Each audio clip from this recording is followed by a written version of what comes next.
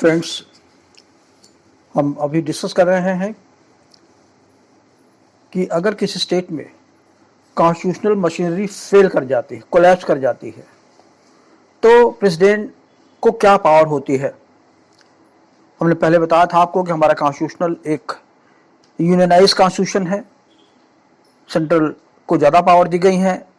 और उन सिचुएशंस में से जब हमारा कॉन्स्टिट्यूशन फेडरल से यूनिटरी हो जाता है, ये proclamation of emergency under article 32 and proclamation of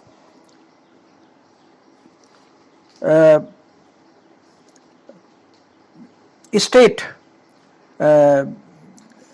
proclamation of state emergency कह सकते हैं उसको, या कह सकते हैं कि in failure of the constitutional machinery president किसी पार्टिकुलर स्टेट में एक तरह से इमरजेंसी लगा सकता है। लेकिन वो इमरजेंसी उस तरह नहीं होती जैसा आर्टिकल 352 में है। आर्टिकल 352 में अगर आप अंदर करेंगे आर्टिकल 352 के और 356 में, तो पहला अंतर आपको आएगा कि आर्टिकल 352 में जो प्रेसिडेंट को पावर होती है वो बड़ी पावर है, वाइड पावर है, एक तरीके से अनफेडरल डिस्क्रिप्शन है कि वो भारत के पूरे भाग में, भारत के किसी भाग में या किसी स्टेट के किसी पार्ट में, किसी टेरिटरी में वो इमरजेंसी पोस्ट कर सकती है। लेकिन ग्राउंड डिफरेंट होते हैं। ग्राउंड क्या है?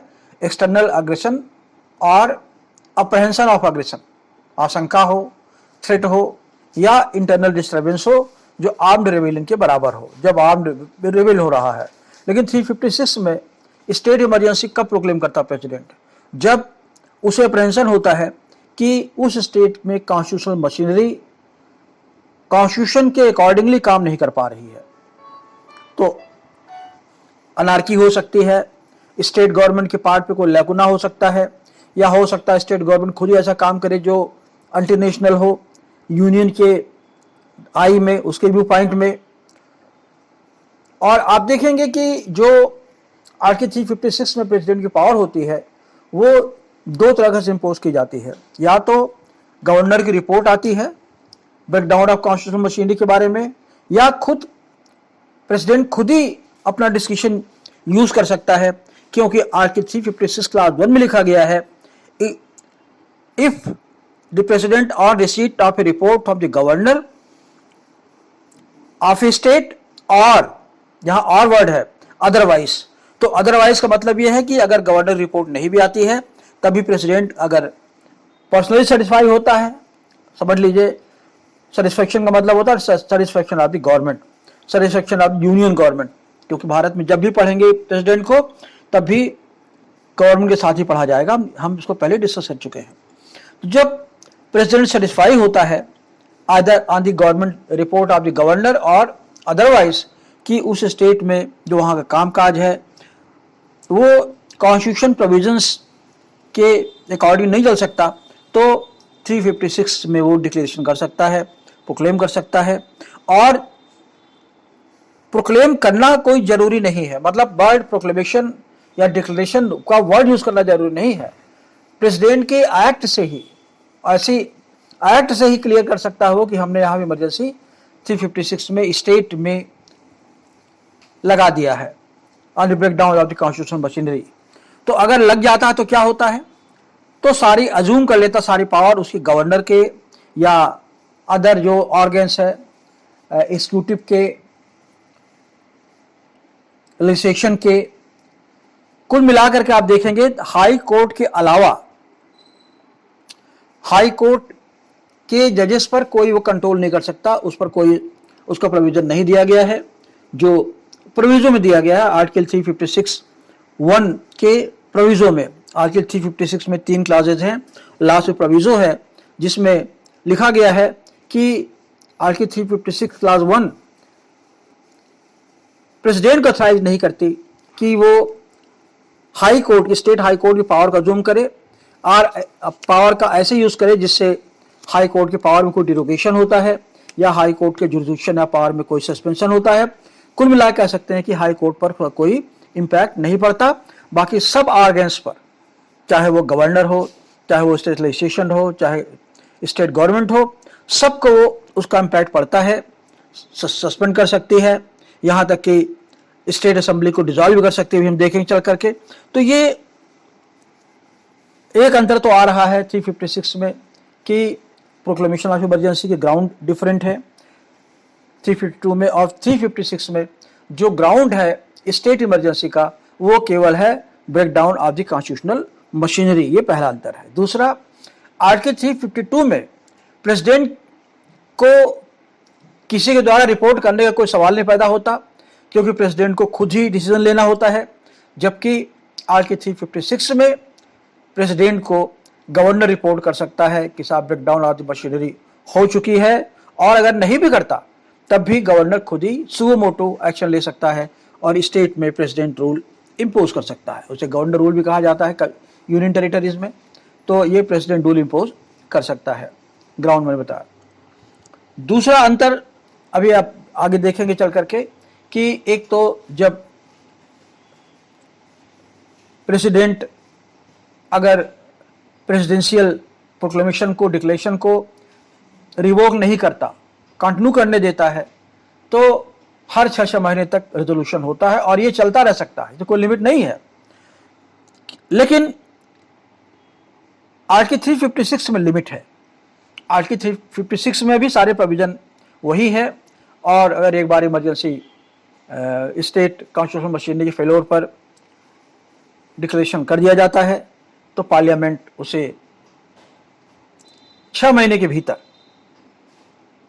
उसे अप्रूव करती है। अगर नहीं करती तो प्रेसिडेंट तो जो कॉन्स्टिट्यूशनल मशीनरी है वो प्रोक्लेमेशन खत्म हो जाता है उसका, और उसे अगेन बढ़ाया जा सकता है 6 महीने से लेकर के 3 साल तक, ठीक है। लेकिन 3 साल के आगे नहीं बढ़ाया जा सकता। 3 साल के बाद कॉन्स्टिट्यूशन में अमेंडमेंट करना पड़ता है। पहला अमेंडमेंट हुआ है, अकेला अमेंडमेंट हुआ कॉन्स्टिट्यूशन में, जिसमें 2 ग्राउंड दिए गए थे। एक तो ये कि कंडीशन ग्रेव हो, दूसरा जब इलेक्शन कमीशन पर रिपोर्ट दे कि वहाँ पर स्थिति ऐसी है कि चुनाव नहीं कराया जा सकता। तो और ये आप अगर आपको याद हो, पढ़ा हो आपने, तो 11 मई 1987 को पंजाब में के कंटेस्ट में अमेंडमेंट किया गया था और वहाँ पे 3 साल से ज़्यादा इमरजेंसी, स्टेट इमरजेंसी इम्पोज की गई थी। जो 2 ग्राउंड थे, ये ग्राउंड एक्चुअली दिए गए हैं आर्टिकल 356 क्लास 5 में। हम क्लास डिस्कस नहीं करते, केवल आपको प्रोविजन बता रहे हैं। और पहला प्रोविजन तो ये है कि प्रेसिडेंट अगर चाहे तो उस स्टेट में जहां कॉन्स्टिट्यूशनल मशीनरी का ब्रेकडाउन हुआ है उसके अगल बगल स्टेट में भी अगर उसको लगता है कि इम्पैक्ट पड़ने वाला स्टेट पर, वहां भी एक्सटेंड कर सकता है उसको। और दूसरा, इलेक्शन कमीशन सर्टिफाई कर दे कि यहाँ चुनाव नहीं हो सकता। अगर चुनाव होने वाला है तो इमरजेंसी चुनाव के टाइम में भी बिना चुनाव कराए स्टेट इमरजेंसी वहाँ लागू कर सकती है। और आप देखेंगे प्रोविजन वही है जैसे 352 में था कि भारत या भारत के किसी भाग में, वैसे ही स्टेट में ब्रेकडाउन ऑफ मशीनरी पूरे स्टेट में ब्रेकडाउन हो सकता है या किसी पार्ट में हो सकता है, इलाहाबाद में हो सकता है, जौनपुर में हो सकता है। कोई ज़रूरी नहीं है कि प्रेसिडेंट आर्टिकल 356 में जो प्रोक्लेमेशन करे वो पूरे स्टेट के लिए करे। वो किसी पार्ट में कर सकता है, तहसील में कर सकता है, जिले में कर सकता है, कुछ जिलों में कर सकता है। तो प्रोविजन लगभग वही है। और तीसरा आप देखेंगे अंतर 352 से 352 में 1 महीने के बाद लैप्स हो जाती थी, और अगर बीच में मेंबर्स इमरजेंसी को रिवोक करना चाहते हैं तो हमने कहा था 1/10 मेंबर्स का रेजोल्यूशन स्पीकर को या प्रेसिडेंट को देना होता है। यहाँ इस तरह कोई प्रोविजन नहीं दिया गया है, क्योंकि इतना टफ प्रोविजन नहीं है, इतना ग्रेव प्रोविजन आर्टिकल 356 में नहीं है। तो एक बार अगर अप्रूवल हो जाता है तो 6 मंथ्स के लिए up to the 3 years extension of parliament के दोनों हाउसेस मिलके कर सकते हैं। 3 साल तक का मैक्सिमम पीरियड है, जबकि इमरजेंसी के केस में कोई पीरियड प्रिस्क्राइब नहीं किया गया। हाँ, 352 के इमरजेंसी के केस में ये जरूर एक लिमिटेशन थी कि इमरजेंसी अगर लागू है तो इमरजेंसी के लागू होने तक पार्लियामेंट को 1 साल तक एक्सटेंड किया जा सकता है, क्योंकि इमरजेंसी, मान लीजिए पार्लियामेंट का टेन्योर 5 साल है, इमरजेंसी लगी है, चुनाव तो नहीं हो रहा है, तो पार्लियामेंट को पावर है कि वो 1 साल तक और उस इमरजेंसी को मतलब पार्लियामेंट को सस्पेंड कर सकती है। और यहाँ पर आर्टिकल 356 में प्रेसिडेंट को काफ़ी पावर है, तो यहाँ पे स्टेट का एडमिनिस्ट्रेशन है, लेजिस्लेशन है, सब कुछ अपने हाथ में ले सकती है। कोई काउंसिल बना सकती है अपने बिहाफ से गवर्न करने के लिए कि प्रेसिडेंट के बिहाफ से ये स्टेट गवर्नमेंट या गवर्न, जिसका जनरली प्रमुख गवर्नर होता है, तो ऐसे केस में जहाँ इमरजेंसी स्टेट में लागू होती है, स्टेट में प्रेसिडेंट रूल लागू होता है, वहाँ गवर्नर के प्रेसिडेंशियलशिप में एक काउंसिल बनती है जो प्रेसिडेंट को एडवाइस करती है। ध्यान रहे, president means prime minister and council of ministers. ऐसे में अब यहाँ क्वेश्चन ये है कि प्रेसिडेंट कर क्या सकता, क्या क्या कर सकता 356 में। एक चीज और समझ लीजिए कि अगर मान लीजिए प्रोक्लेमेशन हुआ और लोकसभा डिसॉल्व हो गई, तो ऐसे केसेस में प्रोविजन वही है कि 30 दिन यानी 1 महीने के भीतर उसे, जब लोअर हाउस की सिटिंग हो, जब लोकसभा पुनर्कन्वीन करे, तो 30 दिन के भीतर उसे अप्रूवल कर देना चाहिए, अदरवाइज पे वो प्रेसिडेंसी रूल अपने आप लैप्स कर जाता है। इसमें 2 केसेस बड़े इंपॉर्टेंट हैं। एक तो SR Mumbai versus union of India का केस है जो 1994 का है, और दूसरा है Rameshwar Prasad versus union of India 42 का केस है, 2006 का केस है। तो इन दोनों केसेस को जब आप स्टडी करेंगे तो कुछ निष्कर्ष आते हैं। पहला तो ये, प्रेसिडेंट की जो पावर है ये एब्सोल्यूट पावर नहीं है, एक्सट्रीम पावर नहीं है,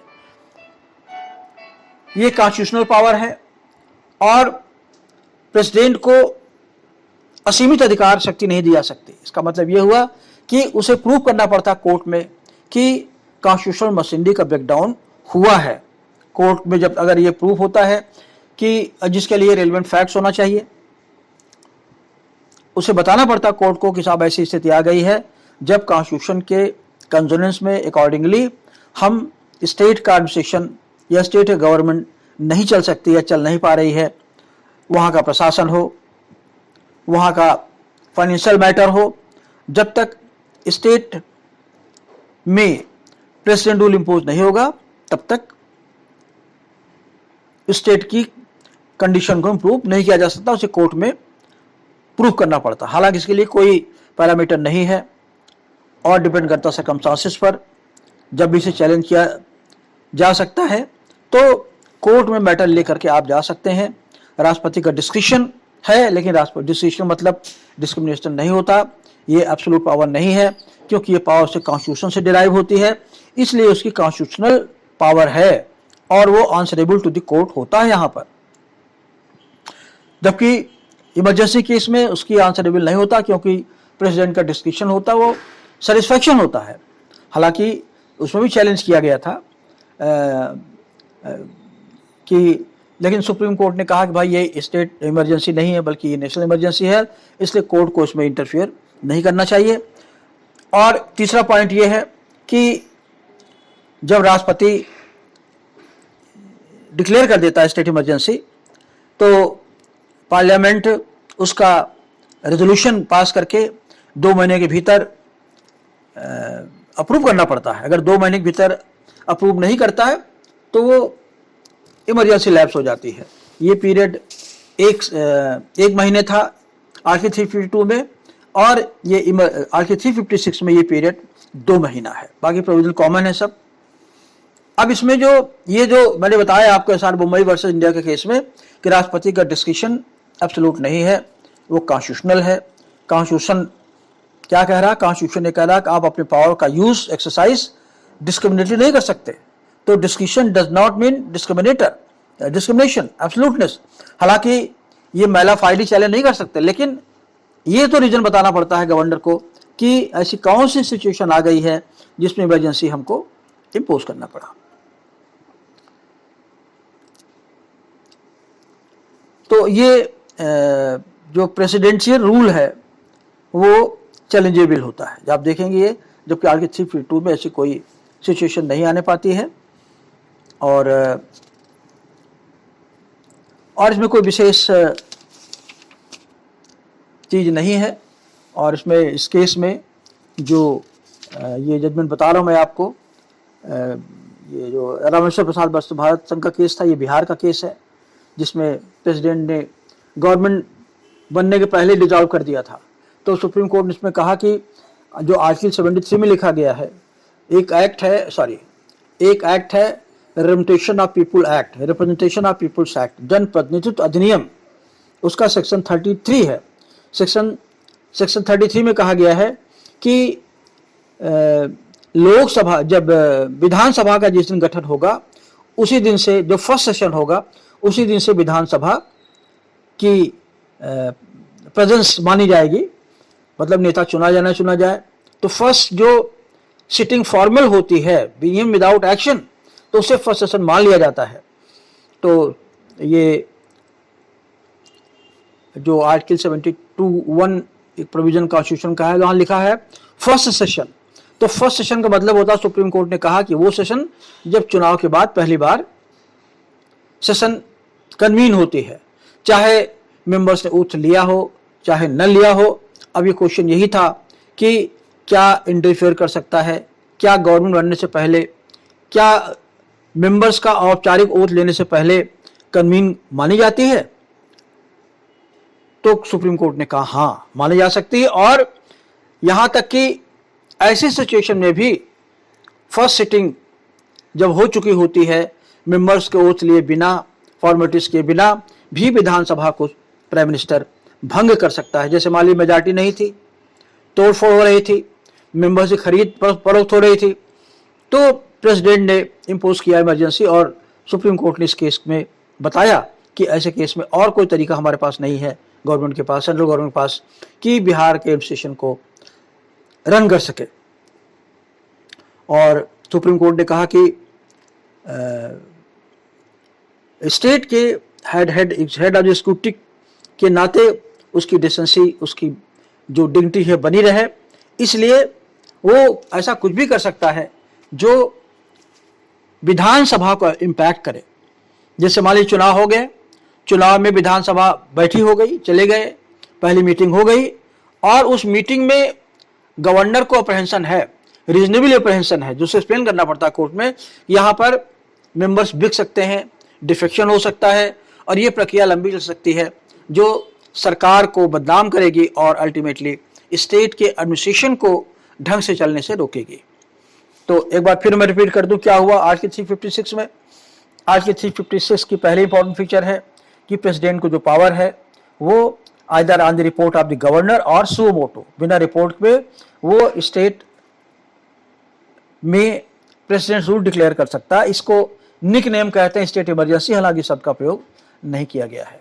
दूसरा, जब डिक्लेरेशन हो जाता है इमरजेंसी का या स्टेट प्रोक्लेमेशन प्रेसिडेंट रूल का, उसे पार्लियामेंट को 2 महीने के भीतर अप्रूव करना पड़ता है, दोनों हाउसेस को। अगर 2 महीने के भीतर अप्रूव नहीं होता, इमरजेंसी के केस में 352 के केस में ये 1 महीना था, तो वो लैप्स कर जाती है। अगर एक बार अप्रूवल हो गया तो इमरजेंसी, तो प्रोक्लेमेशन की अप्रूवल की डेट से 6 महीने तक वो वैलिड होता है, और जिसे हर 6 महीने तक बढ़ाया जा सकता है, जो 3 साल तक का होता है। 3 साल के बाद कॉन्स्टिट्यूशन अमेंडमेंट करना पड़ता है।